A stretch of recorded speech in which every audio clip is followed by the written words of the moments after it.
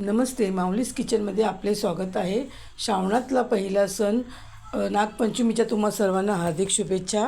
तर आपण नागपंचमीसाठी नैवेद्य दाखवणार आहोत. उकड कानवले. त्यासाठी मी इथे पीठ घेतले, तांदळाच्या पिठाची उकड काढून घेतली आणि छानपैकी त्याला मळून घेतले. पहिलं त्याच्या गाठी मोडण्यासाठी मी तेल वाटीला लावून मळून घेतलं. त्याच्यानंतर थोडंसं तेल टाकून असा मऊसर गोळा होईपर्यंत मळून झाकून ठेवलं. त्यानंतर आपण सारणासाठी इथे खोबरं घेतलेलं आहे, ओलं खोबरं, गूळ आणि खोबरं एकत्र गूळ वितळेपर्यंत छानपैकी असं हलवून ढवळून घ्यायचं आहे. त्याच्यानंतर वेलची पावडर, काजू बदाम पिस्ता तुमच्याकडे असेल तर टाका, ऑप्शनल आहे, नाही टाकलं तरी चालते. सारण बनवून घेतलं आहे. नंतर मी इथे एक टोप ठेवला, त्या टोपामध्ये पाणी ठेवलं. चाळणीमध्ये मी हळदीची पानं ठेवली, त्याच्यामुळे छान असा सुगंध येतो.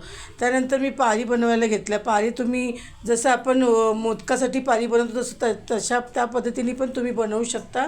आणि अशा एक प्रकारे जरा वेगळा एक प्रकार म्हणून 3 टोकं काढून मी हे त्रिफुलाची बनवलेलं आहे कानवले.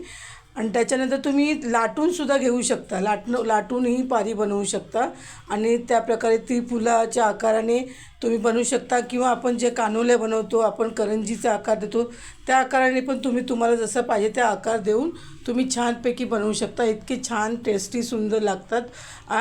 नागपंचमीच्या दिवशी याला नैवेद्यासाठी खास स्पेशल बनवलं जातं, तर नक्की बनवून बघा. नंतर उकडल्यानंतर ते अप्रतिम टेस्ट झाली आहे. आणि कसं तुम्हाला आवडलं तर नक्की करू.